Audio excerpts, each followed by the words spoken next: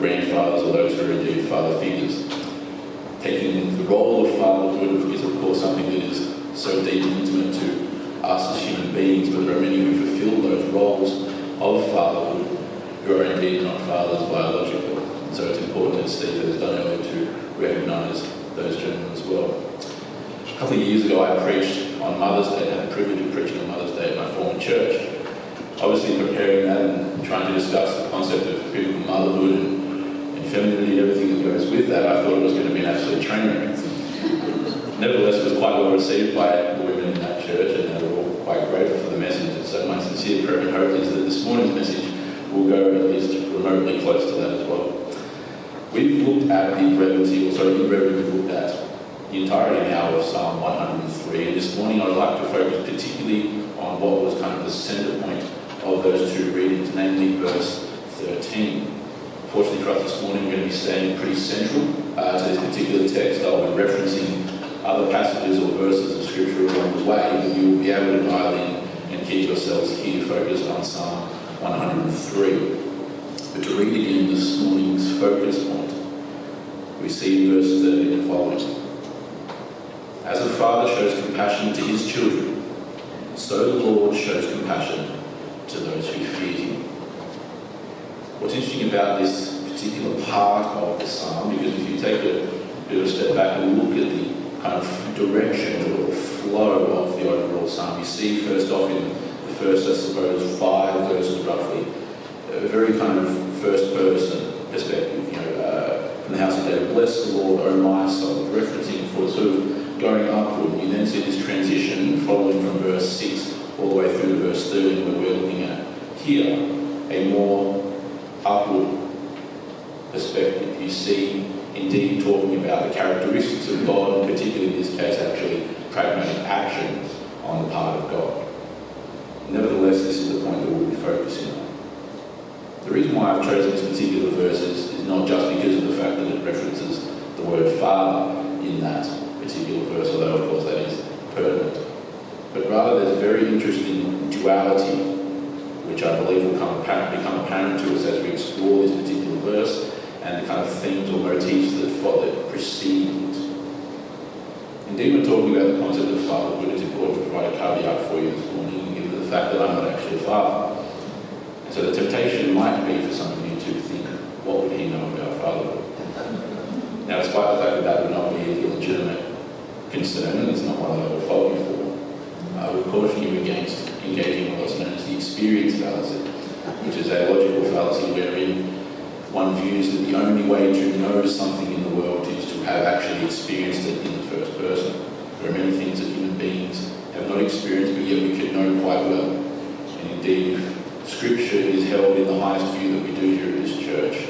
And if you have a semblance of trust in my ability to exposit that, then indeed I hope that all of you will be able to find something valuable. Of course, the other component of this morning sermon will be what exactly are you going to get out of it. We're talking about concepts of fatherhood in this case, and masculinity more broadly. It might seem fairly one-directional. It might seem like I'm only addressing the men, and it's a nice time for the women to shut off and snooze like they happily do. I don't know. Nevertheless, there is actually something of benefit for all people. Indeed, of course, the applications for fathers is, evident and logical. But indeed, for young men in here, who may potentially become fathers in the future, there's application as well. But even on the flip side, for wives, there are standards and there are expectations and ideals that you are perfectly legitimately able to hold your husbands to account for. For young women, there is something to be taken for what to expect and look for in a potential husband or in a man that you're interested in. So the application here is not just for men. Indeed, no matter what your circumstance here in life, you can find something that you may be able to apply to. Of course, many of you are grandparents or grandfathers. And indeed, you might be responsible to varying degrees for the assistance with grandchildren. Perhaps you're a mentor, you're a sports coach. Perhaps you are a counsellor. Perhaps you work in some other field where you're mentoring a young man or indeed a young woman and you're acting in that father figure role. Therefore, these concepts will indeed be beneficial to you. So diving into verse 13, let's do a bit of a word study first off, and then we'll be able to explore things from there. I'd like to draw our attention first and foremost to the word compassion. Of course, compassion is a word that is used quite often. One of the most well-known charitable organisations is, of course, Compassion. And indeed, this word evokes certain concepts, certain motifs, and indeed certain ideals in our mind when we think of the word compassion. We think, of course, of love and of service, of charity. Of course, these are all very logical ideas and very logical pictures of the word compassion. But it's interesting, as I'm in the custom of doing, to actually dive into the minutiae of these words, because when we do that, so often we're able to mine out an even deeper and richer sense of understanding from the scriptures. The word compassion, of course, is a perfectly good translation, and it's a very powerful translation. The word compassion in English is a very strong word as it is. That is in credit to its Latin roots. The word compassion that we have in English comes via the Latin compassio, and indeed from two particular words that have kind of been joined together. The prefix com, meaning with or alongside of, and then the root word pati, P-A-T-I, pati, meaning to bear or to suffer. So when you put that root pati together with the prefix com, you get to bear with someone or to suffer alongside of someone else. And when we think about the actual pragmatic applications of that, not just simply the ideals in the ethereal sense, we can think of the kind of level and the depth and the breadth and the height, as it's been described by Pastor Steve, of love that is required to actually fulfill that task on a practical and pragmatic level in the world. To suffer alongside of someone. Indeed, the word compassio, when it was kind of in its medieval context in the Middle Ages in Anglo-French language, it was most often translated to what we today would call sympathy. Right? Of course, many of you are familiar with that word. To have sympathy for someone is, of course, the ability to be able to consciously understand someone else's position and then commit to actually alleviating those ills or sufferings. It's a very difficult character trait and action to fulfill for a lot of people, because just generally it's a difficult thing for people to do. And indeed, this idea of compassion is this sense in which you see and hear and know and understand the ills, the trials, the tribulations and the sufferings of others, and then have the commitment of the will and of character to step out of your own comfort and into the muck and the mire and the rubbish of whatever their scenario is, and put a hand on the shoulder and say, I'm here for them. So we see this language being applied, of course, to God, and we think that that's quite logical. Right? When we think of the all-powerful and all-good nature of our God, this seems very consistent, but of course it's easy to glide over that when we don't think of the practical ramifications of that. Indeed, the compassionate characteristic or attribute of the Lord God is, of course, most evident in the actual life of Jesus himself. Even the very concept of Jesus in human form is the most base and foundational level of that compassionate attribute. In the concept of literally stepping out of his own divine and heavenly realm in perfect unity internally amongst the Trinity, to then step into the horrors and the destruction of this world, and to be born in ungracious circumstance to ignoble and fairly regular people in a backwater place that no one cared about in the Roman Empire. To then work in a very humble, menial, average job, to be homeless for all intents and purposes, to be dependent upon the helpings and the offerings of others, and then of course to go through trial, which was undeserved, to be unjustly accused and prosecuted, and then to be executed shamefully and in such humiliating fashion. And that is simply, of course, the mortal, earthly perspective that is beginning to encapsulate the actual divine wrath and the component of divine justice that is intertwined in all of that story. The very life of Jesus and his existence upon this earth is the greatest demonstration of this godly or divine compassion, before you begin to talk about actual stories of compassion that we are so familiar with in the gospel accounts. And to think even on this level of the divine, of God being compassionate towards human beings, as far as human history is concerned, as far as the religious nature of humanity is concerned, this is indeed a ridiculous idea from that perspective.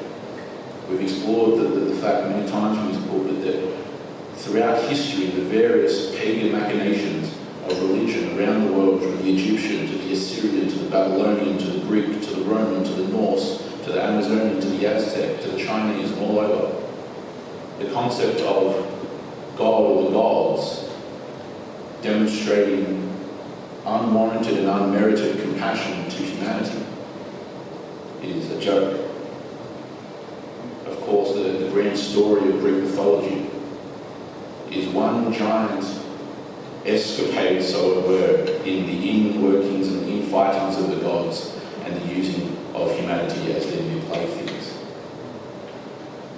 And indeed, this was the motif, and this was the trajectory of pagan religion down throughout the ages. So the idea of Yahweh,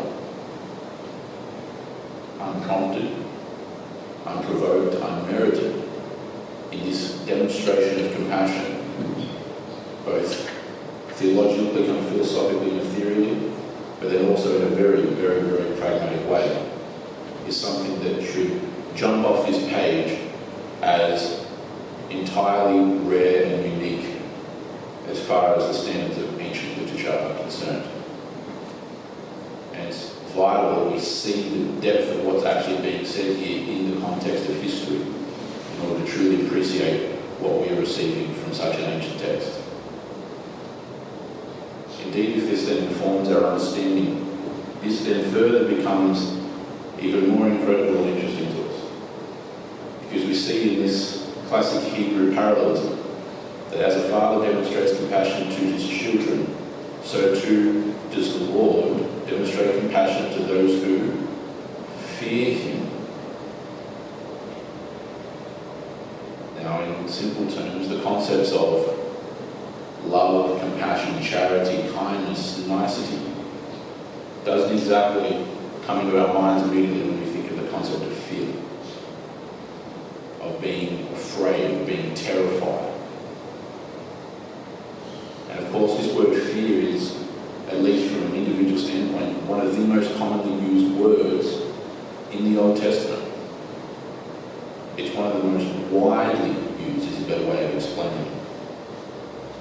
We see the concept of fear, particularly the fear of the Lord, coming up at us from all kinds of chapters in all manners of books that spans hundreds of years, which seems to indicate that the concept of fear, or in this particular case the fear of the Lord, is something that should grab our attention, is something that we should see and investigate.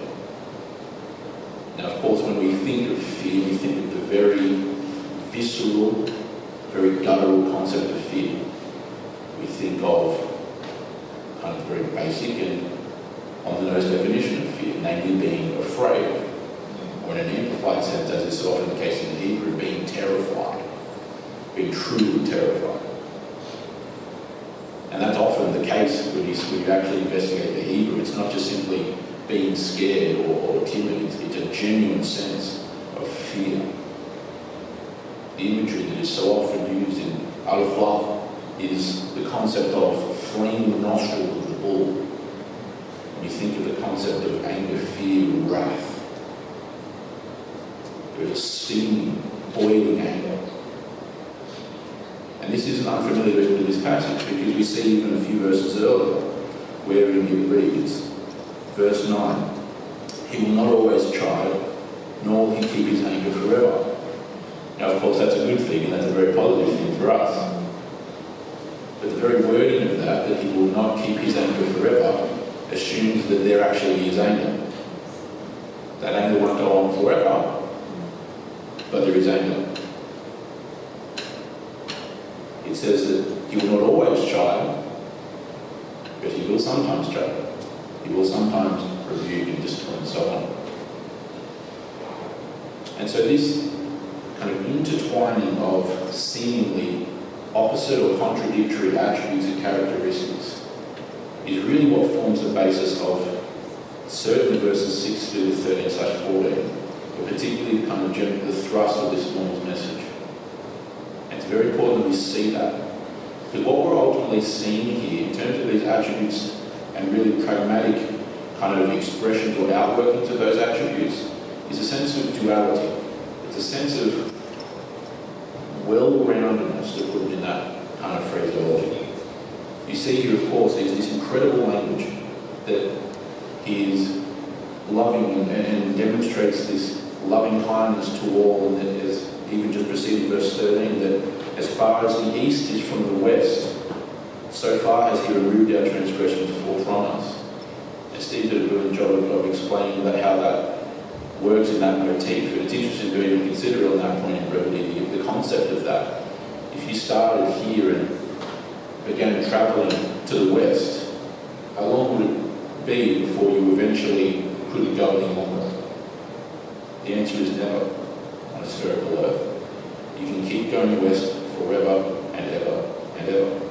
So if you start here at the east and keep travelling west, you will always be travelling west. And you will never not be travelling west, and you will never fall off the edge of the earth. That's how far. And infinite amounts, never to be seen again. And yet you see this interwoven just so seamlessly with things like the Lord will work righteousness and justice for all of the oppressed. When we think again, these are not just ethereal philosophical concepts or characteristics, but indeed they are pragmatic outworkings in the world. When you think about what it means to work righteousness, which is of course synonymous with the word justice, for all who are oppressed, how dark that can be, how difficult that can actually be. An organisation which I've been involved with in the past and that I support in other means is an American organisation, transnational these days, called Operation Underground Railroad.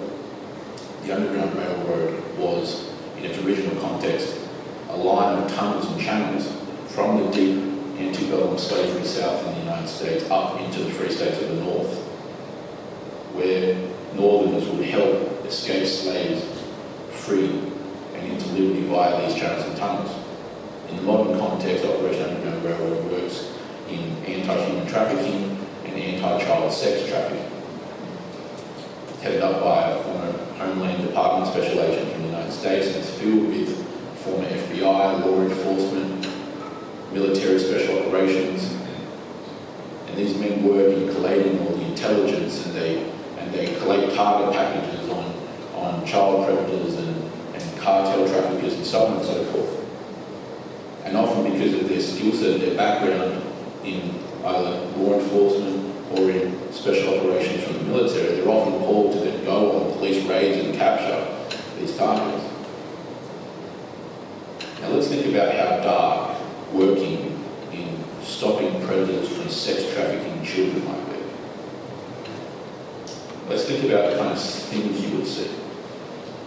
I mean, I've had a conversation with a friend who works in that kind of same realm of industry here in Australia, and the conversation amongst a variety of other just mind-boggling things led to the point of me asking him, in all reality, what is the youngest age that this gets to? And the answer from him, having worked in that in over a decade, is if you want photographs and imagery of sexual abuse of a one-day-old baby, you'll get it.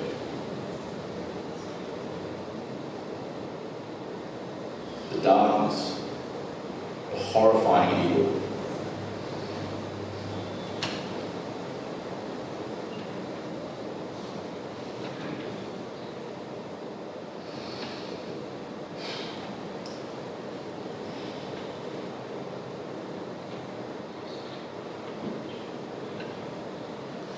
can't exactly be encapsulated in words. So when you think about the outworkings of bringing justice to the oppressed, you can begin to see how hard, difficult, dark that gets. And also, by the way, the kind of character and sheer will that requires to engage in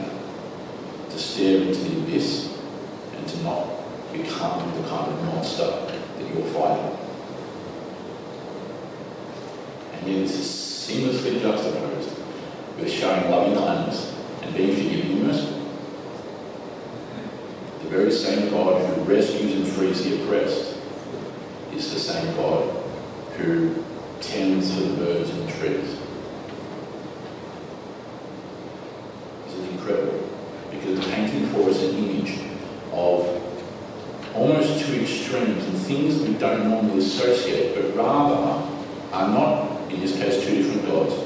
They are indeed the one God with this all-round characteristic and attribute that tends and takes care of the requirements and the needs of all kinds of people in all kinds of circumstances. And the same God that can help the widower or the single mother is the same God that can march into battle and slay 185,000 Syrian warriors. Who can bring justice to child predators.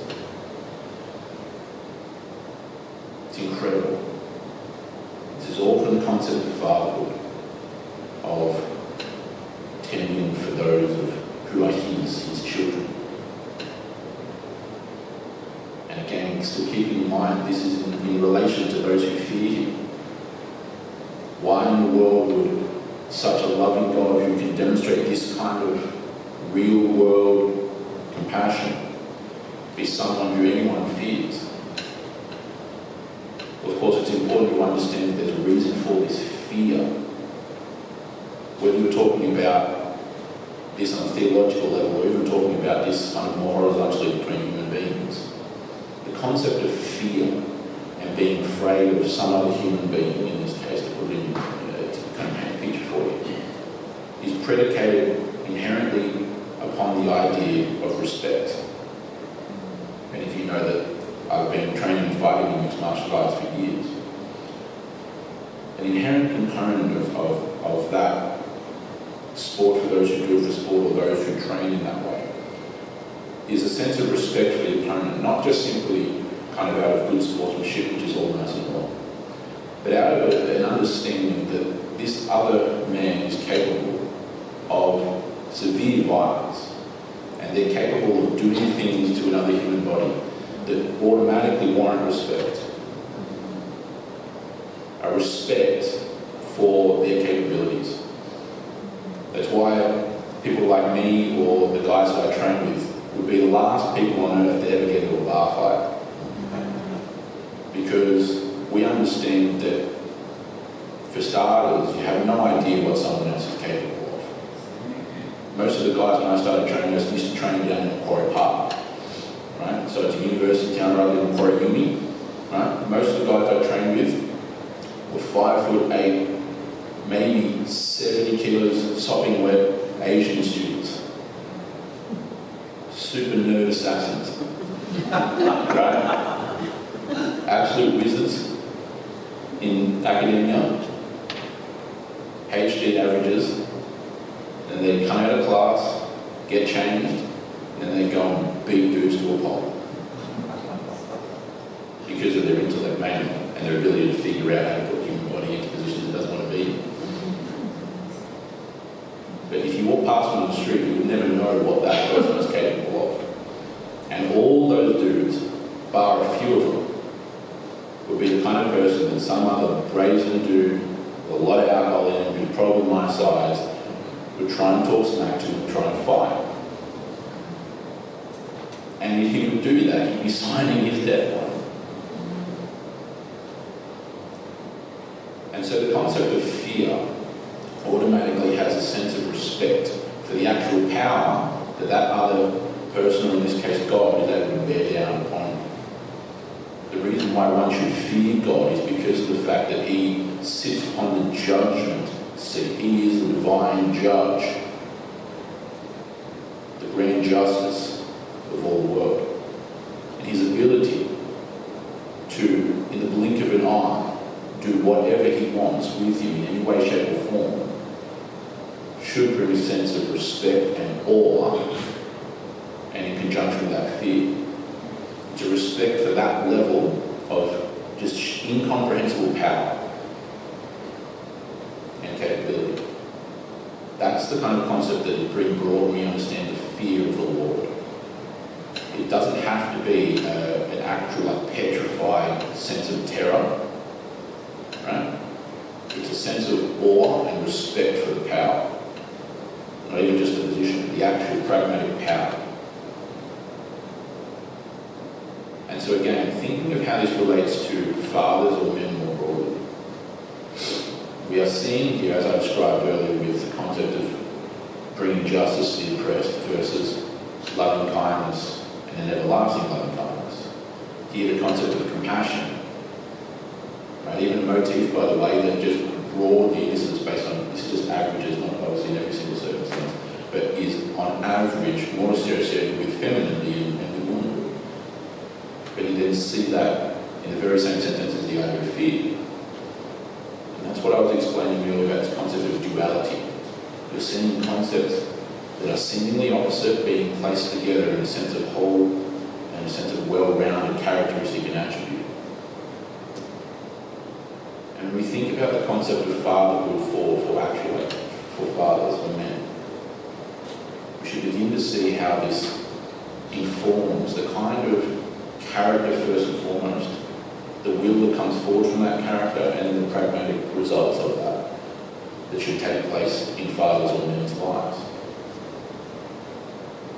Of course, a man should be compassionate and should be able to do what the word compassion means, which means to suffer alongside or to be sympathetic to others, to his family, to his wife, to his children, to see where they are and try to see things from their perspective, and then to make the commitment, perhaps even in a humiliating way, but in a humbling way, to step out and to help them. I had a friend of mine, young father, his daughter is how old now? Must be 8 or 9 or so, I think, roughly. So still primary school. And must be about 5 or 6 old. And not doing well at times, tables. Couldn't do it to save her life. And he worked in law enforcement, so he had, he's dealing with, statewide operations, and he's worrying about, violent arrest warrants and setting up county drug units and all those kinds of high octane and complicated things. His daughter at this time, who was 5 or 6, was not doing well on these math tests, and kind of came home and mum was explaining the fact that she failed for like the 3rd or 4th time. And in his mind, he's doing, oh, this is seriously your problem. I'm out here trying to break up drug rings and deal with the bike. And he said, blah, blah, blah, blah. But of course, what he didn't realise is that in the mind of his 5 or 6-year-old daughter, she hadn't realised yet that you actually had to sit down and study times tables to get better at times tables. So first off of that, he realised Father of the Year award doesn't really mean. But what he then kind of was able to do is see that in her little world of a 5 or 6-year-old girl, this was really something important.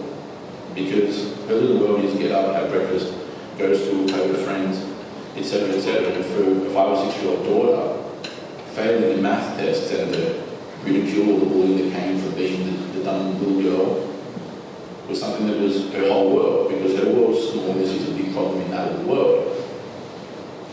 And so his ability to actually be compassionate, right, to bear along with or to suffer alongside of, to be sympathetically conscious was something that he didn't have to do, and then obviously he engaged in that, and everything was fine, toilet, type tables, and went from there. That's a nice little analogy of that kind of stepping out of the bigger grandiose perspective and being able to demonstrate compassion in that form. Of course, a father is someone who, when you again thinking of this concept of juxtaposition, is someone who has to be able to tend for and care for his little baby girl or little young son. And yet it's the same man who, when someone breaks in the middle of the night to bring violence against that little girl, that little boy, is someone that, to the best of his ability, needs to be able to flip the switch and deal with that problem. And so the same man who needs to be able to tend for and care for a little baby needs to be able to defend and protect in whatever way necessary that little baby. The same man needs to be able to be strong enough in terms of character and will to be able to guide and protect and lead his family in the right way. But also needs to be able to do that with a sense of wisdom and balance to the point where he's not overbearing or enforcing things upon his family. The same man who's called to sacrifice his own life, as you see in places like Ephesians chapter 5, as Christ laid down his life for the church, so the husband should lay down his life for loved ones, for the wife. That same man is called to, of course, not be burdensome and enforcing upon his wife. Guide, lead, impart wisdom, whatever, but not enforce. Be alongside of, not dragging from in front or pushing from behind. But yet, even in the midst of that tenderness and care and that ability to process and be intimate and emotional in the right capacity, in the right way, he's then also called to sacrifice his life as the ultimate ideal of manhood being Christ sacrificed his life. And again, thinking about not just the ethereal philosophical ideals of that are very easy to talk about or read on paper, but actually thinking about the pragmatic outworkings of that. What it means, what kind of character it takes, and what kind of power of the will is required to sacrifice a life. It's not just talking about sacrifices in life, although that is, of course, a very valid application. It goes to the point of talking about physically sacrificing one's life if the circumstances warrant it. It takes a very particular character, and it takes a well-rounded, well-thought-out will and volition to be able to commit to doing that genuinely. That's an inherent component of leadership. So often when we look at leadership in the modern day as an society, in just from the kind of power play perspective, and it's so childish how we do that in broader society. How everything from politics to education to all manner of other things is all run through the kind of lens of power structures and hierarchies. Things that I talked about in my last segment. That's all that leadership can become. So we employ things like affirmative action and employ things like quotas without any consideration for the actual ramifications of that. Just simply get certain people with certain characteristics and then everything is in very common equal. Without any consideration of the actual responsibilities and just the sheer burden that comes along with leadership in any capacity. And it's difficult, not just for young men, because this impacts young women as well. If you want to think about how this is going to impact you raising children or you helping with grandchildren, the difficulties that young men and women, or in just keeping the young men, are facing are far different, of course, from the difficulties that perhaps those raised in the 50s and 60s and 70s and 80s faced. Those were far more laborious difficulties. Those were difficulties of circumstance, difficulties of economy and so on and so forth. But here you have young men, and indeed young women, but particularly today young men, who can be fired from a job because of a Facebook post, who can be ostracized from an industry because of a joke that was made 15 years ago. Most men I know, and I'm not just talking about Christian men, although there's definitely a bit that's too, but just other young male friends more broadly, constantly treading on eggshells, and I mean literally scared of coming under fire for doing one tiny thing wrong in any interaction with courtship, dating, or anything of that context. Regardless of what we justify or don't justify, or think about biblically with regards to marriage, sex, and so on and so forth, not really the point.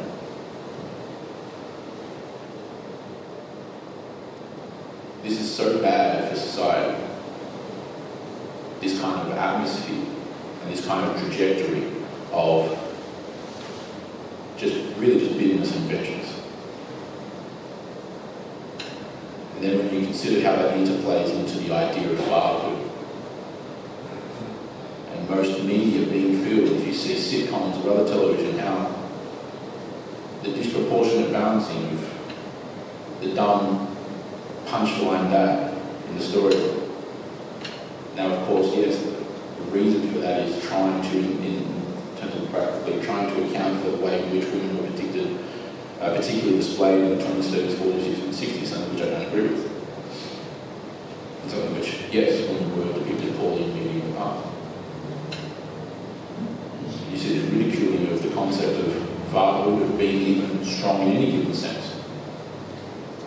A man is not a man because he's 6 foot plus and can deadlift 500 pounds. He's not a man because he works in hard labour. He's a man first and foremost, and a father as an extension because of his character. All of this, despite being highly pragmatic and highly kind of real-world practical from verses 6 through to 13, it is nevertheless all predicated upon character and the will. And every action that's been described here is simply an outplaying and outworking of the character of God. There is no shortage of men that I know personally who, on the outside, at least by certain people's standards, are less of a man than I might be considered. And yet, they're more man than I probably can ever aspire to be. I try my best, and I certainly try my best. But to be a man and to be a father and to be able to perform that almost sacred duty of fatherhood is first predicated upon the character, extended forth into the world by the will, and then brings those good and beneficial practical ramifications that are well-rounded. They're not, on the one hand, the idea that men need to shut up and put up and never cry, and be hyper-stoic, something which is not beneficial for men or women.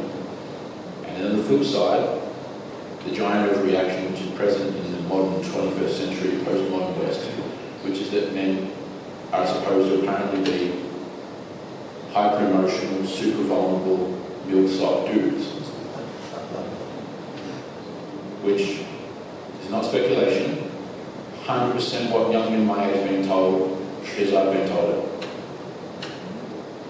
And that's the general thrust and direction that was present in my education and in people around my kind of late millennial / Generation Z background and upbringing. Neither of those extremes are beneficial. As we're seeing here, there's a well-roundedness. There's the capability to tend to a garden and be so caring for little flowers, and yet the requirement, not according to me but according to Scripture, to be able to sacrifice a life, your life, to be able to defend and protect the weak and the innocent, to be able to bring justice and righteousness for the oppressed, and to be able to look evil and darkness dead in the face and deal with that. It's hardness and softness in the appropriate and in the wise setting and circumstance. To round up, there's a very interesting theme in the Beatitudes, something I've been looking at lately. Well, of course, one of the most well-known Beatitudes is that the meek shall inherit the earth. When we think of meek, especially in modern contemporary English, we think of soft, timid, perhaps scared, nice and gentle. We think of a sense of little Bambi, right? Being nice and meek. That's the image that's generally conjured in the mind when one thinks of meek in modern English. Now, fascinatingly about that word that's been used in the Greek there, either we have lost either we've lost the original meaning, or we simply are actually misunderstanding the original meaning. One of the two, not quite sure, but one of those options is what it is. Because clearly what meekness meant, to use the English word, in the common Greek of the first century is something that is entirely different to the image that we conjure in our mind with meekness. Whilst we're thinking of shy, timid, scared, not the image being portrayed in the Greek. And when someone in Jesus' day read that, or heard that in this case, that's not what they thought. Very interesting analogy analogy that's seen in other writings, such as Seneca, Epictetus, other kind of well-known Greek writers, is that meekness, or the imagery associated with meekness, is, to put it this way, having your sword, having your hand upon your sword ready to draw, but making the decision to keep it sheathed. I'll say that again. Having your hand upon your sword ready to draw and fight, ready to deal, ready to slay, ready to deal with problems, but choosing to keep it sheathed. In essence, as far as how that plays out theologically, it's power under control. Or in this case, God's power under control. But in terms of how we apply that to our lives, in this case, particularly as men, power under control. It's that same wisdom and character that determines whether you be nice and tender and gentle in the right circumstance versus strong, powerful, and authoritative in the other right circumstance. And that same concept of wisdom and the character and the will that's required to have the ability to draw one's sword and the ability to use that sword effectively in dealing with the problem in front of you, but making the decision in humility and wisdom and temperance to keep it sheathed. Gentleness and power, humility, wisdom, tenderness, and strength. Men, and particularly fathers, must encompass and include all of these characteristics. They must have well-rounded character and the will to apply that into the world for the betterment of men and women alike, for their children and their children's children.